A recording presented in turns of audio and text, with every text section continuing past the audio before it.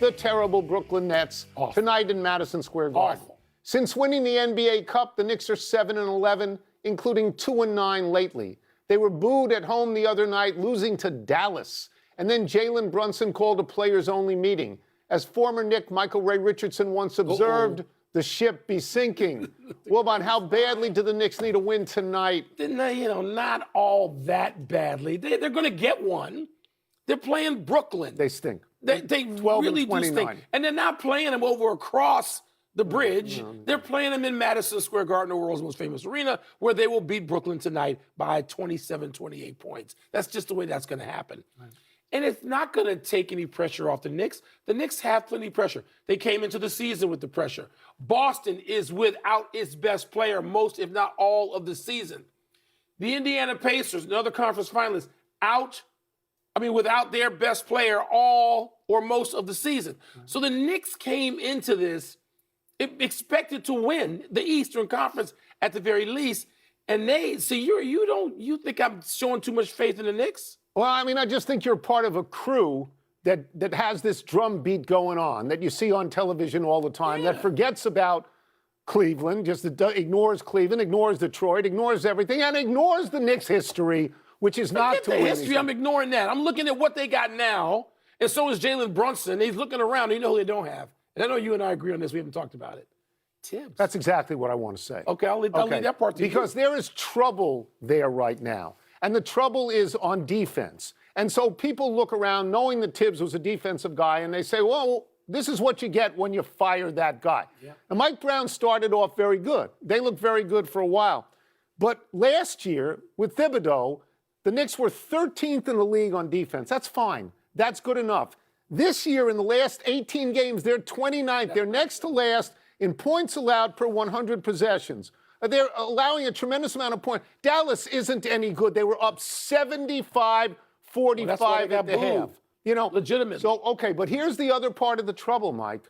Players-only meetings with a first-year coach, that doesn't reflect well on anybody. I believe this, Mike. I believe they won that dopey cup, and they decided that meant something, and I think they're cruising. I agree with you completely. What they're doing. And you know what, Tony? But there are dog days of the NBA, and we are in them. You talk about it all the time. We're in the dog days. We're not going to get out until the Super Bowl. It's like the NFL season means something to NBA players. They're going to wake up on February 9 and go, whoa, wait a minute.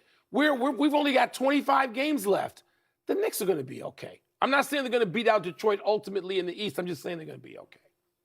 Let's move to baseball, where Cody Bellinger will return to the Yanks for 5 years, $162 million. That's a lot. But nowhere near the $240 million for 4 years the Dodgers are giving Kyle Tucker. Overrated Kyle Tucker in my book. The Athletic reports that baseball owners are raging about the size of the Dodgers' payroll and that deal, and will push for a salary cap with 100% certainty. Is this something the owners should be doing? So, me personally, I think a salary cap is fine, as long as there's a floor. As long as you make sure that teams, and I'll name a few, the Marlins, the Pirates, the A's, the White Sox, the Nationals, as long as you make sure they're trying to be competitive in spending money. And if you want to balance that out a little bit, maybe you make the luxury tax even more punitive than it is right now. But look, I'm not against the Dodgers. I admire the Dodgers. They spend a lot of money, but they spend the money wisely. Rob Manfred is happy with the Dodgers. He has said, we like a great team in a big city. Yeah, but he represents the small teams, this is the whole point. He represents all the owners, even the cheap ones, even the dumb ones. Okay, so he's got to be cognizant. It feels like most of the owners are asking for a set of guardrails to guarantee a competitive balance, and they believe that a salary cap will do that. It works in other sports. It does. At baseball, they've gone without it. And one reason we got to acknowledge is that the baseball union is 100 million times stronger than the other two unions combined. And they're never going to go for it. They'll miss a whole season. So I think the Tucker deal is the tipping point. A guy who's never hit 35 home runs, who's never hit 300, and he is now being treated like Henry Aaron? Are you kidding me? I don't see it that way. If I'm the other owners, look, by the way. The Dodgers haven't made any mistakes in the people I brought in. There's two ways of looking at this. All right, Well, you're looking the at it as a Dodgers owner, Cubs I know, fan. and the Dodgers owner I is understand. purple, and I know him. Here's the problem. And he has done the right thing every step That's of the right. way with his team. The Mets spent a lot of money There's and two don't ways make, of looking don't make at the it. playoffs. Okay, look. The baseball players are never going to go for a salary cap. They're thrilled that Tucker got this money. They're thrilled when anybody gets this money because they're saying maybe I'll get the money the next time. And it's a shame because baseball's been great lately, and there could very well know be a what we're looking strike. at. It's in the We DNA know of what we're players looking to at. strike. They've done that Tony, before. this is a lost season coming. If the owners, The next one. This one, 27, yeah, right. yeah. If the owners truly Yeah. are 100% certain Which I don't about the believe that. insistence of a salary cap, work stoppage. There's got to Summer be a without way. ball. There's got to be a way to make the floor such that they'll players accept will it. say, "I'll live with this." The ceiling may not be here, but Right. if the floor is, there's got to be a way. The New York Football Giants introduced John Harbaugh yesterday as their new coach. He said he was seeking a championship for a great city. Who's going to argue with that? But there's a secondary issue that's interesting. That is that Harbaugh will report directly to ownership, not to general manager Joe Schoen. Harbaugh said, quote, "I think it's overblown the way it works. The main thing is it works, and we work together," unquote. Wilbon, is Harbaugh right that who has the final say here is being overblown? No, it's not being overblown. I am steadfastly against any sort of coach being the final say. All right. And I know that Parcells has that great line about shopping for the groceries. Yeah. But there was still some guardrails to use Well, there's a term ownership. earlier. Ownership has the final say. Yeah, but you need a general manager. Tony, it doesn't work. We know this in Seattle, that when the head coach was reduced to just head coach, they went from also ran to winning a Super Bowl and should have won another one. Now, all I'm saying is you cannot have that structure whether you are John Harbaugh or anybody else. I am not having, if I'm the owner, I am not having a general manager who's just a figurehead who doesn't have the say. What coach are you referring to in Seattle? I'm talking Mike Holmgren? Yes. Okay. All right. Mike Holmgren. Okay. Look, so we differ in this. There are great general managers out there, though we cannot name them. We can name great coaches. Andy Reid is a great coach. Sean McVay appears to be a great coach. Bill Belichick was a great coach. Can you name the general managers when they were there? No, you can't. And because it's not. But maybe they were doing their jobs. You don't need to be able to name them. I believe that ownership always has the final say. I also believe this, that John Harbaugh, when he coached at Baltimore, reported to Steve Bisciotti, the owner. So he is used to this. Joe Schoen, who's the general manager, they're paying Harbaugh $100 million over 5 years. You think they're paying Schoen that? Let me go through this. You know what Schoen's record is as the general manager of the Giants to this point? It's 22-45-1. him. Well, you're saying he's the GM. You know who? Saquon Barkley walked on his who watch. Harbaugh also had to answer to, and I know this. Who? Ozzie Newsome. He wasn't there in the last 4, 5, 6 years. And did he win? Well, did Harbaugh win with Ozzie Newsome or without Ozzie Newsome? He continued to make the playoffs most of the time. He didn't win. That's why he got fired. No, you know what I think? He's good. He's out. Here's what I think about Joe Schoen. I'm sure he's a fine man. about Joe Schoen. Well, I do.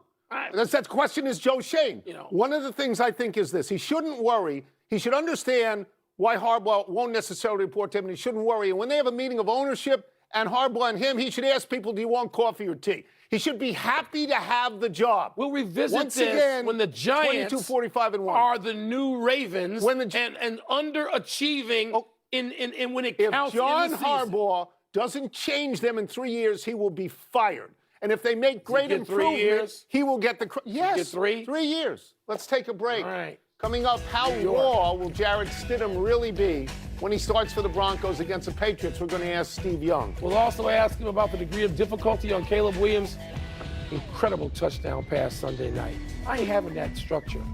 I'm not having it. You're fine with the G. Is he the right GM? I don't know. I don't know about him. I'm not defending him. I'm talking about the structure. I'm saying John Harbaugh didn't get it done. You have to and he have went straight to the owner. right. Let's get back into the NFL with our great friend, the man who took my suggestion to tuck and run when he had a lane, Hall of Fame quarterback Steve Young. Let's start with this. Jarrett Stidham of the Broncos has not thrown a pass in a game for 2 years. Is the lack of game action, is it a huge deal, or can it somehow be made up for in practice reps? No. Like, there's a speed of the game, and we all, guys that played a lot in the playoffs, there's a preseason speed, There's a first game of the year speed. It's more like playoffs. And then there's a regular season. And then there's a like first round of play, a second round. By the time you get the championship game, the intensity, the focus, the New Rockney's famous, right? Because he made a speech and everyone emotionally that's what the championship game brings out is this intensity that you cannot get ready for, even if you played all year. It takes a second to kind of get used to it. And so he's running into a wall. And that's why I'm grateful that Sean Payton's there with him. They've got to be careful because you lose championship games, any playoff game, you lose so quickly. A couple of bad series, a couple of turnovers, it's over. And so he needs to be very, very careful that he's not the reason they lose. That's his goal is just don't make, if we lose, just make it not that he's trying to prevent accountability, but just like, I don't want to take away from the team. I don't want to be the reason. If you're asking him to be the reason they win, that's Rudy stuff, right? That's Hoosiers. That's insanity, right? Yeah. That's Mendoza stuff. No, I'm just kidding. But way too much to ask to have him kind of lean in a championship game and thrive. You can't do that from a standing start. No way. Well, it's not too much to ask of Matthew Stafford, presumed MVP, who struggled against the Bears. And Steve, I'm wondering if you saw anything on Sunday night in Soldier Field that Seattle could replicate or do to give him problems again. Yeah, if it's -5, with the ball, you saw the ball when they threw it okay, but it was, and I don't think that's going to happen again. He gets a decent day up in Seattle. Now, I will say Matthew has fought the vulnerability to being the swashbuckler, right? The guy that's going to rip one down and cause a couple of himself. He's been able to manage that out of his game. That's why he's winning Super Bowl and getting to Super Bowls. If he can play that lately, that really kind of buttoned up, classic, beautiful, I learned in a more sophisticated era quarterback football game, he's gonna be tough to beat. Now, Seahawks are all of that, by the way. So, good luck to everybody. But Matthew is all of that. And I back Matthew no matter what. That dude has got it figured out. Well, he certainly is the quarterback who advanced out of that nice game. But I got to ask you about the fourth down throw Caleb Williams made. You were one of the people I thought of immediately, because modesty aside, not going to let you be modest, you're one of the few guys who could have made that play or something damn close to it in his prime. What did you think? Did it make sense to you? What was your reaction? My reaction is fourth down. And the second he turned his back and started to run backward, it's one of those, no, because nothing's good's going to happen. It's like, no, then he turned back again. No, like there was 5 no's in a row. And then he kind of squared himself up and let one go. And I'm like, no ball thrown for, like that play can only work in Pee Wee football. But the physical part of it was amazing. Like it's against the expertise of NFL. Like how do the Rams allow that? That's just inexcusable that somebody was just wide open in the end zone after all that. A quick follow-up. How does someone who struggles with accuracy on sort of regular plays make that play? And the play the previous week on fourth down, how do you reconcile that? I do relate with Caleb in this way. When you are mobile, highly mobile, you love the game fast. You love it in motion. And the second you get a little time to kind of think it through and watch, your arm and your brain kind of like, well, let's be more careful and more precise. And it's like, in a way, the best throws you ever make are the ones that you don't think about. And that was one that I can't imagine the desperation he felt about that, but the fact that and I think all of Chicago, I hated that they didn't win it because that now the play doesn't get the full measure in a way, right? In history, you can't talk about it the same way, but I think just the stadium, you were there, that must have been one of the all-time, no way to say it. Let me get you out of here on this. I love this. It's a small story, but I love it. Baker Mayfield says he's still waiting for a call from Kevin Stefanski, who he says shipped him off like a piece of garbage. And now Baker Mayfield is looking forward to playing the new Falcons coach twice a year. Were you a chip on your shoulder guy, and did it help you? Well, first of all, it sounds like what he's saying is he didn't get a call. Like he didn't even call him, which is, if that's true, that's pretty cheap. That's bad. And do you have a chip on your shoulder? Yes. I would make the differentiation. I call it creative tension and toxic tension. Toxic tension, when you get so overwrought about the anger you have at somebody, and it actually hurts your game. But there is a lot of creative tension, and I think Baker's trying to tap into that. Like, I'm going to see you twice, and I'm going to play better than you've ever seen.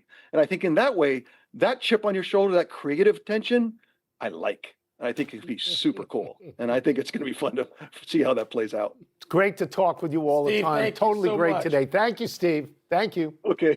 Love you guys. See ya. Let's take one last break. Still to come, Carlos Beltran and Andrew Jones make the Hall, but did others deserve better? And are the Chargers the right fit for Mike McDaniel? Not Michael McDonald. No. I'm going to be there. No.